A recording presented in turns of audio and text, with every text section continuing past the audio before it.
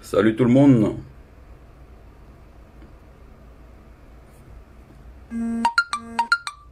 Ça arrête pas de spammer là. J'ai jamais reçu autant de messages.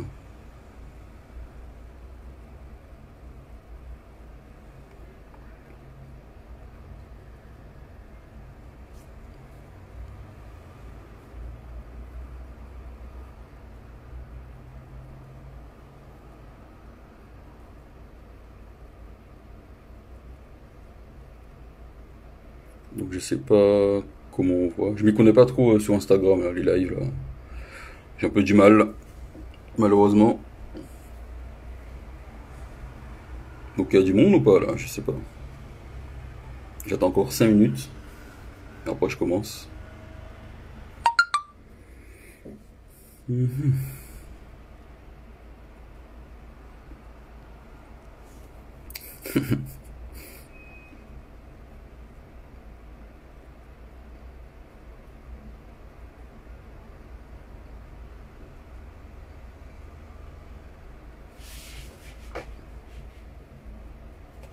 Je ne sais pas si on voit. Attends, je suis en direct là ou pas? Yes.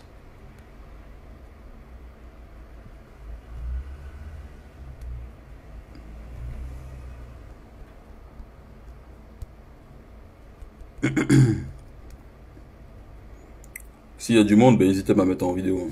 J'attends encore quelques secondes après je commence. Salut Lenge. Ah bon, il y a une personne.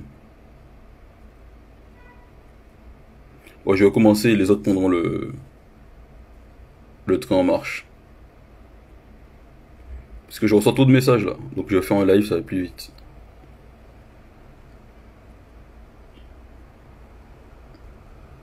Hello. Bon, je commence. Donc pour vous dire que j'ai lu l'article. Donc c'est pas la peine de me l'envoyer. Que tout le monde me l'envoie, je l'ai vu. Je l'ai vu hier soir sur Twitter. Enfin, pas sur Twitter que je raconte. Si, sur Twitter. Parce qu'on m'a tagué. On m'a tagué. Quelqu'un qui m'a tagué, d'accord, je vais la remercier. Comme elle est passée sur Insta, je vais quand même dire son nom parce que voilà. C'est Chloé Permin. Enfin, je sais pas si c'est son vrai prénom ou non. En tout cas, c'est l'arrobase Monde Analysia. Voilà, je t'en remercie. Merci pour le tag. Parce que je n'avais pas vu ce message. Donc elle m'a juste tagué sous le tweet de quelqu'un qui s'appelle... c'est madame, je crois, c'est madame ou mademoiselle, madame Roots. Donc elle aussi je la remercie, puisque elle parlait de... sous l'article, elle met la planète Taku, qu'on existe. Ah, il y a des messages en même temps. Donc voilà, donc elle a marqué, dommage que l'article ne souligne pas ce qui existe déjà comme la planète Taku.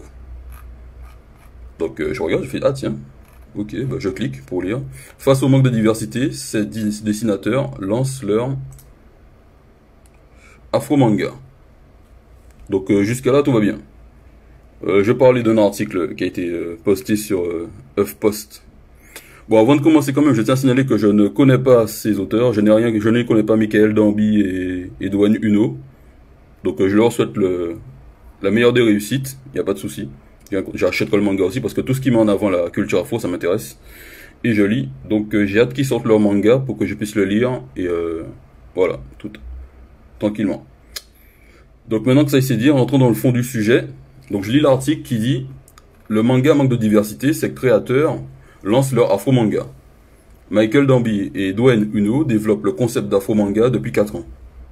Et ils se lancent avec leur BD, leur bande dessinée The Last Kamit. » Donc l'article est écrit par Elisa Samokashian. Alors, l'afro-manga, le concept ne vous dit peut-être rien, ne vous dit pas grand-chose, encore très peu connu. En 2020, très peu connu, ah bon? Donc c'est là que ça commence à... Voilà, il y a un petit problème. Ce genre veut mettre au cœur de son histoire la culture africaine par sa géolocalisation, ses personnages. Si aujourd'hui n'en existe presque aucun, deuxième problème, parce que presque aucun, il y en a quand même pas mal. Hein. Il y a Orion, il y a un jeu Orion, il y a un jeu vidéo qui s'appelle Orion, qui a cartonné dans le monde entier, qui est connu aux États-Unis, qui est connu au Japon. Ils ont sorti, c'est des Africains qui l'ont créé. Ils ont sorti une bande dessinée qui s'appelle du même nom, Orion, basée sur l'univers du jeu vidéo. Donc voilà. Donc comment ils peuvent dire qu'il n'en existe qu'aucun? Il y a Orion déjà qui existe. Ils ont fait un Kickstarter qui a cartonné. Voilà. Il y a mon manga, La Planète Taku. Donc ça en fait déjà deux. Et là il y en a que deux, mais il y en a d'autres. Hein. Je peux vous en citer un autre. C'est il y a le Réunionnais Starks qui fait un manga aussi. Bon, lui, je sais pas, son manga n'est pas très afro-centré, je crois. C'est plus le délire manga, mais il est afro, donc il fait un manga, voilà. Donc faut le mettre en avant aussi, quoi. Tout simplement. Et pour finir, il y a aussi la plateforme qui s'appelle Amadura, qui a été créée par 3 Africains qui sont partis s'installer au Japon, qui veulent monter une boîte d'édition, une boîte d'animation, une boîte de jeux vidéo. Ils sont tous les 3 là-bas. Et je vous invite à aller, si vous aimez les mangas, les bandes dessinées, d'aller sur la plateforme Amadura et vous trouverez énormément de bandes dessinées et de mangas afro là-dessus. Y compris La Planète Taku, mais il y en a d'autres. Voilà, donc ça, en fait, ça, déjà, c'est les 2 premiers points où moi, ça me pose un petit souci, quoi. Donc ils étaient pas informés, ouais, il n'y a pas de souci. Mais au minimum, tu te renseignes un peu, quoi. Parce qu'en 2020, on est en 2020, dire que si aujourd'hui il n'en existe presque aucun, c'est violent, quoi. Ça veut dire que même les créateurs, c'est-à-dire que eux, là, même eux, ils font leur manga, ils sont pas renseignés sur le marché. Parce que tu peux pas te renseigner sur le marché et dire ça en 2020, il y en a plein. Moi, La Planète Taku, je l'ai commencé en 2010. À l'époque, ça s'appelait pas encore La Planète Taku, ça s'appelait Tadji l'enfant du désert. À la base, je devais en faire un court-métrage pour la petite anecdote et j'ai pas réussi. Comme j'ai pas eu les financements, ben, j'ai transformé ça en roman et ensuite en manga pour par la suite réussir à faire un animé sur lequel je travaille depuis pas mal de temps. Et ben vu que je suis tout seul là-dessus avec 2 autres personnes, ça prend un peu de temps, mais ça sortira un jour ou l'autre. Au moins mais comme on prépare quelque chose de vraiment lourd, donc on prend notre temps pour bien faire les choses. Voilà, donc là, voilà, c'est dire ça là. Si aujourd'hui il n'en existe presque aucun, voilà, ont décidé de tenter leur aventure, de lancer le leur avec la Scamite. C'est tout à leur tournant. Il y a de la place pour tout le monde. Aucun problème avec ça. Parce que chacun a son histoire à raconter. Moi, par exemple, moi, je fais La Planète Taku. Ce que je raconte dans La Planète Taku, ça n'a rien à voir avec ce que Orion raconte. Voilà, c'est-à-dire qu'il peut y avoir plusieurs mangas afro, plusieurs bandes dessinées afro, plusieurs comics afro. Et ce qui est raconté dépend entièrement de la personnalité du créateur, de son origine aussi. Moi, je suis afro-caribéen. Donc, l'histoire que je vais raconter, moi, ce sera le point de vue que j'ai sur l'Afrique et sur la culture afro dans son ensemble. Alors qu'en plus, il y a plusieurs cultures, quoi. C'est encore autre chose, un autre débat. Donc voilà.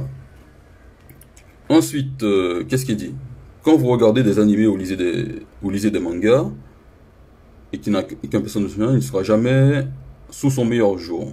D'accord avec ça, même si, enfin, c'est pas totalement vrai, parce qu'il y a des mangas qui mettent en avant les afros. Hein. Il y a Afro Samurai, qui met en avant, voilà, qui a été doublé par Samuel L. Jackson, manga très connu. Bon, c'est fait pas en japonais, mais voilà, le personnage principal est afro. Comme le titre le dit, Afro Samurai. Il y a d'autres mangas, il y a Bleach, il y a des personnages afro, c'est juste qu'ils sont pas principaux, mais il y en a quand même, quoi. Voilà. Dans Bleach, je sais plus comment elle s'appelle, c'est une femme qui se transforme en chat noir, et voilà. Il y en a d'autres, il y a dans Hunter x Hunter, il y a une fille, bon, elle est domestique, mais elle est pas pour une famille, mais bon, elle est puissante, c'est une fille qui est puissante, quoi.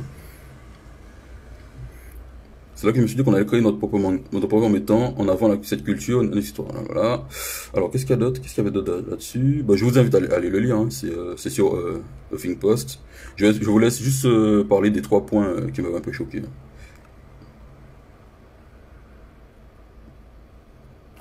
Voilà. Et ah bah oui, c'était ça. Voilà, c'est développe le concept. Voilà. Et surtout, je voulais vraiment appuyer c'est sur le développe le concept d'afro manga.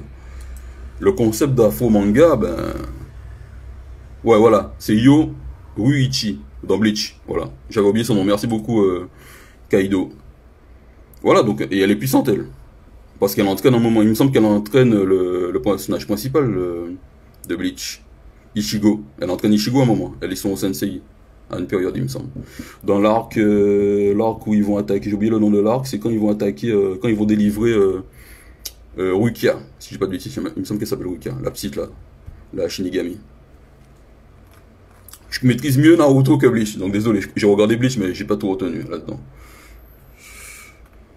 Donc voilà, ouais, voilà, le concept d'afro-manga, il y en a plein qui ont. Ça existe déjà, quoi. C'est-à-dire que là, en 2020, il y en a plein. Il y a plein d'afro-manga. Ouais, Kaname, Tozen. Ah bah oui, il y a Tozen aussi. Voilà, un des capitaines, il y a Tozen. Bah ouais, et Tozen, il est puissant. Bon, après, il fait partie des antagonistes. Mais voilà, quoi. Voilà, c'est bien Wicca, voilà, c'est ça, tout à fait. Donc ma mémoire me fait pas défaut. Donc voilà, il y a des. Donc ça, je trouve que c'est un peu cliché quand même. C'est vrai que dire que voilà, qu'ils sont pas sur leur meilleur jour, c'est totalement faux. Ça, à une certaine époque, ça pouvait être le cas. On va dire qu'à l'époque de Dragon Ball, il y avait Mr. Popo, même s'il n'était pas vraiment, c'était plus un jean, c'était pas vraiment un Africain, enfin un mec type afro, c'était plus un jean. Et même Mr. Popo, même si en fait même si dans le design c'était dans le cliché, enfin bon, noir avec des grosses lèvres rouges, faut pas oublier que dans Dragon Ball, Mr. Popo à un moment il a mis une raclée à Son Goku quoi. C'est le bras droit de Dieu dans Dragon Ball. Ouais, enfin c'est le design, c'est vrai on pouvait critiquer le design, mais Mr. Popo à une époque, mais il était puissant. C'est le bras droit de Dieu dans le manga. Donc voilà, il y a des personnages qui voilà, donc il y a des choses à critiquer, mais on peut pas dire n'importe quoi non plus. Enfin bref, c'était là-dessus que je voulais revenir. Et pour dire que ben il y a d'autres des afro mangas aujourd'hui, il y en a plein, des afro comics, il y en a pas mal. C'est juste que on n'entend pas parler d'eux parce que nous manquons de visibilité. Donc si ça vous intéresse de lire des œuvres afro, ben, je le répète, il y a Orion. D'ailleurs, il y a le jeu vidéo Orion qui est pas mal, qui est vraiment bien, qui a été pas ovationné, mais quand même qui a gagné une certaine popularité. Voilà, c'est un jeu qui a marché et leur manga, franchement, il est bien, allez le lire. Enfin, je sais pas s'ils considèrent que c'est un manga ou une bande dessinée, mais n'hésitez pas à les lire. Il y a sur Manga Draft, il y a certains chapitres qui sont gratuits, il me semble. Et donc voilà, hein, n'hésitez pas à lire. Donc j'ai parlé d'Orion, j'ai parlé aussi du manga du Réunionnais Starks, qui s'appelle Redskin. C'est vrai que j'ai pas donné le nom, j'ai oublié le nom. Ça s'appelle Redskin. Et il y a Amadiora. Sur Amadiora, il y a plein d'œuvres afro.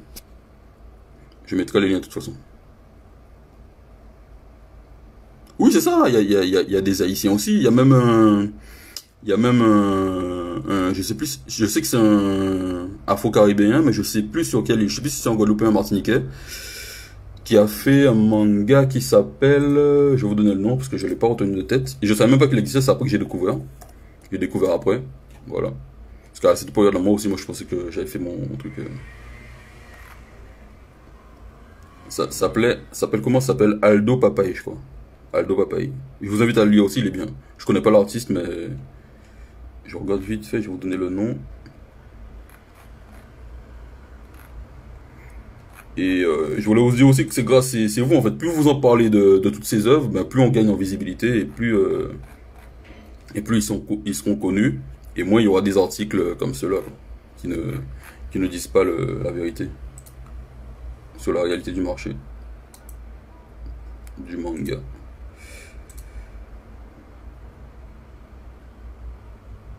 Ouais, je ferai un post là-dessus. Ouais. Ben, je ferai même bien, on va faire une vidéo là-dessus. Avec il y a une vidéo qui sera faite. Alors où est-ce qu'il est, son manga Aldo Aldo Papaye? C'est en bas. Ouais, on fera ça, y a pas de problème. Peuple survivant, bonjour. Putain, je le vois pas. Je redescends là, il est où? Je sais combien? 45. 45. Normalement, il traîne dans les rangs 50 à peu près.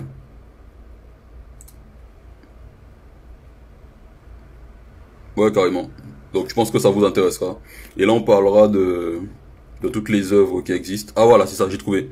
Donc c'est Waldo Papaye. C'est sur Amilova. Ça vous intéresse aussi. Mais de toute façon, je vais répertorier tout ça. Je vais faire un... Je mettrai sur Instagram. Je vais faire une image. Avec tous les... Donc c'est Waldo Papaye, le manga. Antillais. Mais j'aime pas le mot antillais. Je préfère dire afro-caribéen. Waldo Papaye, créé par Toshi.d. Toshi.d, donc je sais pas c'est qui, mais voilà. Mais il me semble qu'il est guadeloupéen ou martiniquais.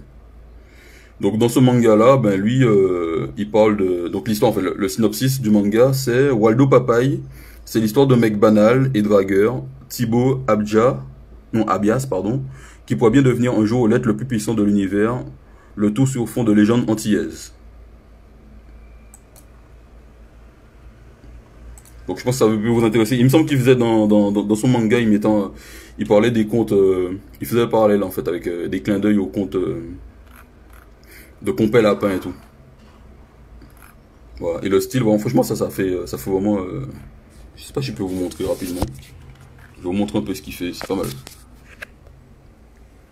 Voilà, donc c'est ça. Waldo Papaye, n'hésitez pas à aller le lire, c'est intéressant. Sur Amilova. Voilà, donc il y a celui-là, il y a ce manga-là, il y a... J'essaie de voir une méthode. Orion, je vais vous montrer à quoi ressemble Orion aussi. Parce que c'est bien, je dis les noms, mais je montre pas... Voilà, je vous montre, hein, regardez, Orion, concernant Orion, pour vous montrer que je dis pas de bêtises. Voilà, j'ai juste tapé Orion. Là voilà, Orion, Kiro Games. Voilà, regardez les vidéos là. Voilà. Sur Gameblog. Gameblog c'est un site de jeux vidéo. Il y a le test d'Orion. Sur Gameblog, voilà, 2016. Orion, l'héritage des Cory Odan. Voilà. Sur jeuxvideo.com. Ouais, voilà, c'est un jeu qui est connu, hein. Et eux, ben, ils ont fait, voilà, sur jeuxvideo.com, sur France 24, en 2015, ils en ont parlé, du jeu Orion. Donc c'est connu. Donc parler d'Afro Manga en 2020 et dire que ça n'existe pas, voilà quoi. Un autre, voilà, Captain Man, voilà. Enzo, le Goku africain. Voilà, Orion, c'est connu dans le monde entier. Voilà, Orion, l'héritage. Je vais cliquer, je vais vous montrer. Et après, je vais vous montrer la bande dessinée aussi. Oh, il y a beaucoup de choses qui sont faites aujourd'hui. Hein. Il y a 15 ans, on aurait pu dire que rien n'était fait, mais aujourd'hui, c'est faux. C'est faux de dire que ça n'existe pas. Voilà, le Orion, il a eu 14. Bon, honnêtement, il est bien. Hein.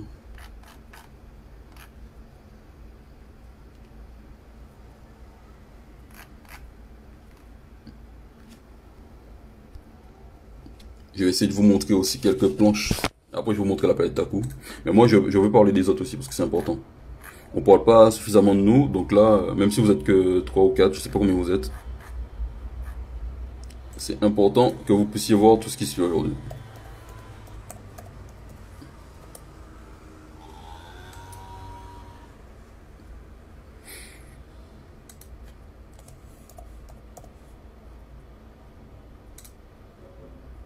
Sinon la forme, quel type de manga vous aimez? Vous aimez quoi comme manga? Toi t'aimes bien Kaido, t'aimes bien Bleach avant, vu que tu connais pas mal.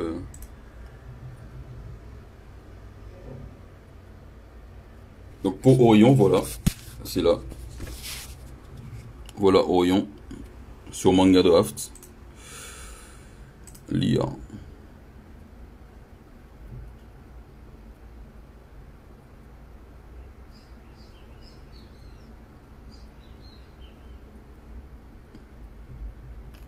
Voilà, c'est vraiment bien fait.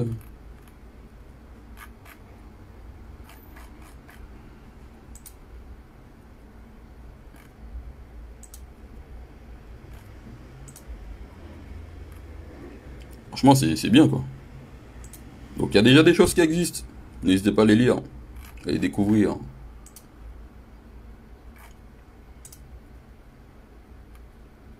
Voilà, je vous montre vite fait. Vous voyez que c'est voilà, c'est pas mal. Et chacun, et eux en fait, eux aussi pareil, ils vont... Sauf là, ouais, c'est vrai que la fin, ouais. Ben, Hunter x Hunter, si tu veux voir la nouvelle, parce qu'il y a 2 animés, hein. Si tu regardes la nouvelle... Ouais, le sport papier, c'est quand même autre chose. Et ben là, vous pouvez voir que Afro Manga et Afro Comics, il y a des choses vraiment de qualité qui se font aujourd'hui, quoi. Vous voyez ça, là, c'est... Allez lire Orion, allez lire Orion, allez lire Aldo, allez lire Waldo Papaye. Ouais, je vais me connecter après, c'est bon. Donc n'hésitez pas à lire tout ça. Et là, ben moi, vu que je parlais des autres, je vais parler un peu de moi aussi. Même si je pense que si vous me suivez, vous avez déjà vu les dessins de la planète Taku.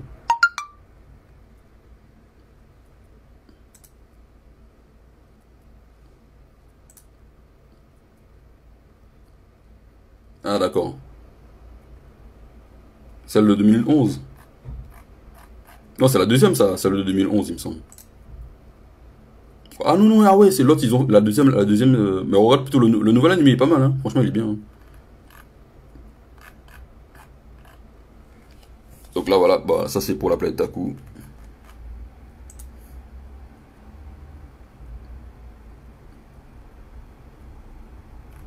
Vous connaissez déjà plus ou moins.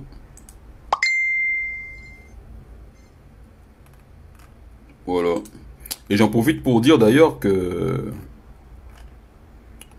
je fais une refonte des dessins. Les dessins vont être améliorés. Si vous me suivez depuis longtemps, je pense que vous avez déjà vu que j'ai fait une refonte des premiers. Je suis en train de tout est en train d'être redessiné là. Du premier tome, là, le challenge c'est que je puisse faire. Faut que les 4 tomes soient prêts dans le nouveau style pour la Japan Expo de l'année prochaine. Et ce sera fait. Voilà, et je pense que ça vous fera plaisir. Donc tout ça pour dire que des afro mangas, des afro comics et des afro BD, il y en a plein. Aujourd'hui, en 2020, il y en a plein. Il y en a pas mal. Une bonne dizaine au moins déjà, donc ça fait déjà quand même pas mal d'œuvres à lire. Intéressantes. Et qu'il y a de la place pour tout le monde, quoi. C'est que voilà. Ma vision ne sera pas la vision de... Par exemple, ma vision, ce que je raconte dans la planète Taku, ce n'est pas ce que racontent les auteurs d'Orion dans Orion, et ce ne sera pas ce que racontent non plus les autres dans leur manga. Chacun raconte ce qu'il a raconté. Comme les Japonais, vous lisez les mangas japonais, ben, même si ça parle du Japon, globalement on retrouve le Japon, chaque œuvre est différente. Naruto, Dragon Ball a son originalité, enfin Dragon Ball a son originalité, Naruto a son originalité, Bleach aussi, voilà, One Piece également, Hunter x Hunter, voilà, il y en a plein et ça donne à manger à tout le monde. Autre chose aussi, je tiens à signaler que moi, mon but c'est certes de promouvoir la culture afro, mais mon but n'est pas de, je ne réserve pas cet art seulement aux afros, c'est pour tout le monde, c'est-à-dire que mon but c'est de faire connaître, mon but c'est que intéresser voilà tout le monde, que tout le monde puisse connaître la culture afro dans son ensemble, peu importe l'origine. T'es européen, ça t'intéresse de lire les mangas et t'as envie d'en connaître plus sur les, voilà, ben tu peux lire la planète Taku, tu peux lire même toutes les auteurs, hein. Voilà, le but c'est vraiment de connaître. Il y en a un qui avait fait ça et moi j'adore, c'est Bruce Lee. Bruce Lee, lui, il voulait promouvoir le Kung Fu à une époque où certains Chinois, eux, réservaient le Kung Fu qu'aux Chinois. Et ben il a eu plein de problèmes à cause de ça toute sa vie. Mais aujourd'hui, grâce à lui, ben, le Kung Fu est connu dans le monde entier. Au départ, c'était le karaté qui était connu dans le monde entier, même surtout aux États-Unis. Le karaté était ultra populaire. Personne ne connaissait le Kung Fu. Bruce Lee est arrivé, il a fait ses films, il a mis en avant à fond le Kung Fu. Mais il a eu des problèmes avec les Chinois, quoi, parce que les Chinois, non, t'as pas le droit de transmettre notre savoir aux autres. Et ben, il a eu des problèmes avec les gens de sa communauté à cause de ça. Mais bon, aujourd'hui, le Kung Fu est populaire, et Bruce Lee est le Chinois le plus connu au monde. Tout simplement. Donc là, la culture, c'est pour tout le monde. C'est-à-dire que chacun peut prendre quelque chose d'une culture, et la réutiliser, se la réapproprier, et en faire quelque chose de nouveau. Moi, c'est ce que je fais, hein. J'adorais les mangas quand j'étais petit. J'adorais lire les mangas. Il se trouve qu'à mon époque, il n'y avait pas vraiment de personnage auquel je pouvais m'attacher. J'ai repris le concept du manga, j'y ai introduit ma culture, et voilà, ben c'est un mix. C'est quelque chose que j'ai récupéré d'une autre culture. J'ai ajouté ma culture, et ça donne quelque chose de nouveau. Voilà. Et je trouve que c'est très enrichissant de faire ça. Et c'est mon point de vue là-dessus, et il y en a qui sont pas d'accord avec ça, ben ça c'est leur problème. Mais moi je trouve qu'il faut, voilà, faut partager avec les autres, apprendre des autres, et c'est en apprenant et en partageant qu'on évolue, quoi. Si on reste qu'entre nous, c'est pas, on n'apprend rien. Faut voyager, faut bouger, faut aller visiter d'autres pays, apprendre des autres cultures, c'est très important de le faire. Parce que moi, franchement, moi, si je n'aimais pas les mangas et si je m'étais pas intéressé à l'Asie, ben, j'aurais jamais fait des mangas. Jamais. Ça, là, c'est le fait de m'être intéressé au manga, de m'être intéressé à la culture asiatique dans son ensemble, qui m'a donné par la suite envie de faire des mangas. Bah oui, c'est ça le but. C'est l'objectif. Si on le fait pas, ben, on crée des... C'est comme ça qu'on crée des ponts. C'est permettre aux gens de mieux connaître notre culture, parce qu'on peut pas se plaindre en permanence du manque de diversité. Et ah oui, voilà, autre chose dont je voulais parler, c'est qu'avant que je me lance dans cette aventure, la planète Taku, qui s'appelait Taji l'enfant du désert à la base, ben, j'entendais beaucoup de gens se plaindre du manque de diversité dans la culture française, dans la culture, enfin, dans la culture française, la littérature française, et dans l'audiovisuel français. Mais quand mon manga est sorti, je vais pas vous mentir, la majorité des gens qui achètent le manga et qui lisent le manga, mon manga, enfin mon lectorat, il est à 90% européen. Au début, il était à 90% européen. Sans mentir. Et ça, c'est un choc quand tu dis, mais attends, mais ils sont où ceux qui se plaignent en fait? Et là, bon, là, on est plus passé en fait. Au début, c'était à 90% européen et il y avait 10% d'Africains, enfin d'Afro. Et là, on a basculé, ça reste à 70% d'Européens et à 30% Afro. Donc ça, c'est un peu réduit, mais ça reste quand même minime, quoi. Normalement, ça devrait être l'inverse. Et je suis pas le seul à le dire, hein. Y a plein d'autres créateurs afro, ils se rendent compte de la même chose. C'est ça qui est bizarre. C'est-à-dire que ceux qui se plaignent le plus, c'est ceux qui consomment le moins quand c'est disponible. Donc c'est très bizarre.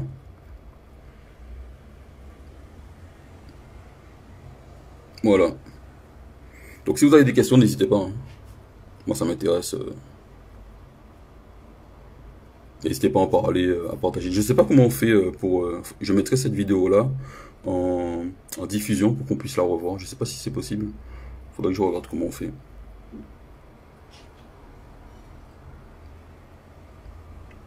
Mais en tout cas, ouais, la culture. Et puis qu'on le veuille ou non, voilà. Moi, en ce moment, on est en train de communiquer. Je parle en français. Voilà. Même si je parle créole aussi, je comprends le créole. Je m'intéresse aussi à certaines langues africaines, comme le mot taku. La planète taku, je l'appelle taku parce que taku, ça a une signification. C'est un livre que j'utilise. Je sais pas, je vais voir si je le trouve, je vais vous montrer.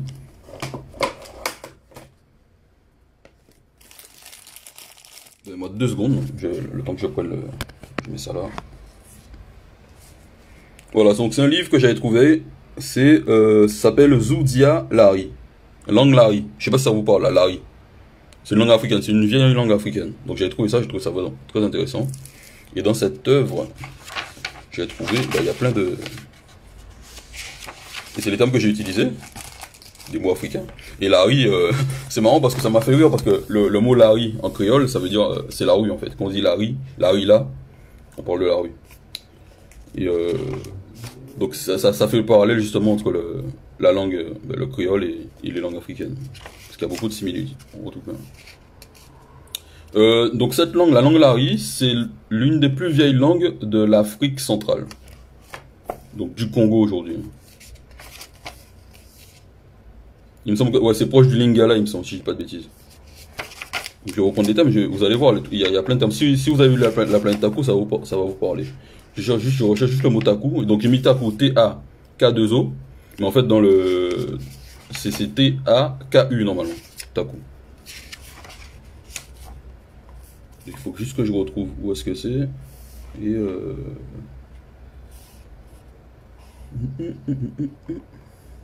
ouais, d'ailleurs, le temps que je retrouve Taku, c'est le continent Zielo. J'ai appelé le continent dans lequel se déroule le début de l'histoire, le continent Zielo.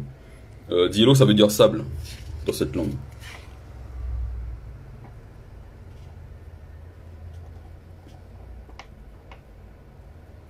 Mongo, ça veut dire montagne. Voilà, Coco, il y aura un village, j'ai appelé le village Coco, Coco, ça veut dire la main dans cette langue.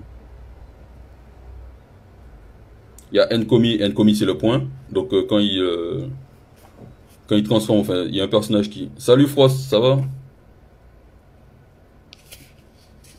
Donc voilà, il y a plein de temps. Par contre, pourquoi je retrouve pas Taku? C'est bizarre ça. Au moment où j'en ai besoin, je le retrouve pas. Je sais que quand je vais finir le live, je vais retomber dessus tout de suite quoi. Oh là là. Allez, Taku, t'es où? Donc vous voyez que rien n'est anodin, hein. Tous les mots. Voilà, Kabou, c'est le don. J'utilise le mot Kabou dans mon œuvre. Donc le Kabou, c'est le pouvoir, c'est le don.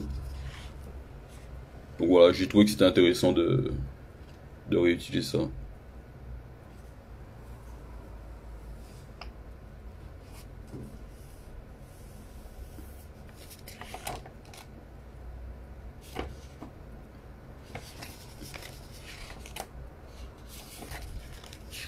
Ouais, ça gaz, hein. Et toi, quoi de neuf?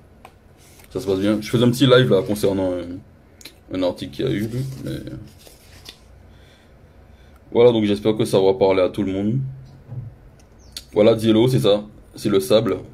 Sengo, c'est le fer. Sanji, c'est la forêt. Mongo, c'est la montagne. Bah, quelle nouvelle? Ben, on avance, hein. Le tome 4 et le tome 3 sortiront l'année prochaine, normalement. Si, parce que la Japan Expo a été repoussée, malheureusement. D'ailleurs, franchement, merci à mes contributeurs hein, qui ont été compréhensifs à ce niveau-là. Donc, j'essaierai de glisser des choses intéressantes pour vous lors de l'expédition des tomes en question.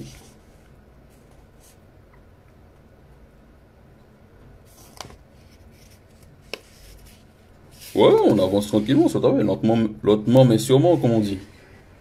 Comme tu le sais très bien, lentement mais sûrement. On avance.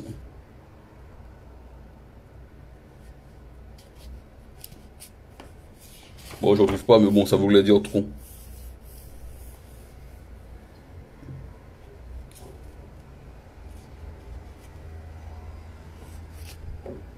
La main.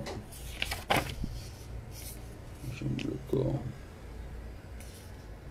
Et toi, qu'est-ce que tu fais en ce moment? Tu bosses?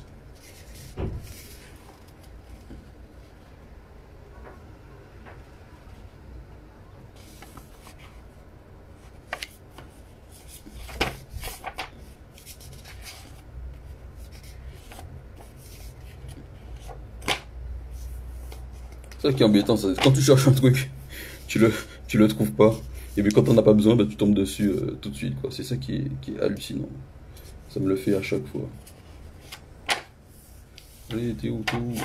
Que je puisse vous lire ça, je retrouve pas. Mais bon, grosso modo, vous avez compris, quoi. Le message que je voulais faire passer. Petit, l'herbe, Mundi, le brouillard. L'eau, la terre, le sol.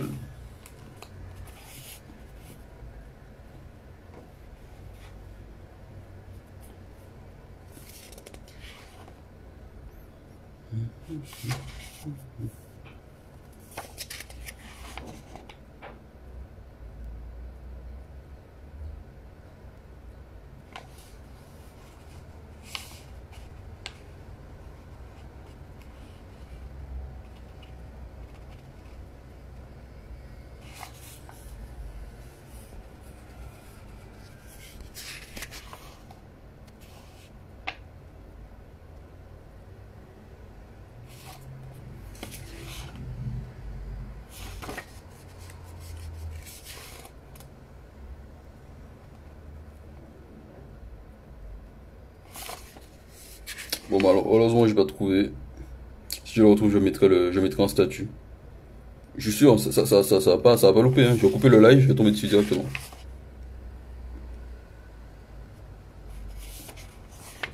Donc là, moi, je vais me remettre au boulot. Et je vous souhaite une bonne journée. Et bah, lisez des afro-mangas, lisez des afro-comics. En parlez autour de vous. Aux gens qui aiment les mangas, qui aiment les comics, qui aiment les bandes dessinées. Voilà, n'hésitez pas à en parler. Donc je le rappelle, hein, n'hésitez pas à aller voir, jeter un petit coup d'œil à Orion, Waldo Papaye, La Planète Taku, Redskin de Stark, voilà. Sur ce, ben, bonne journée à tous, et je vais essayer de mettre cette vidéo pour que ça reste en direction.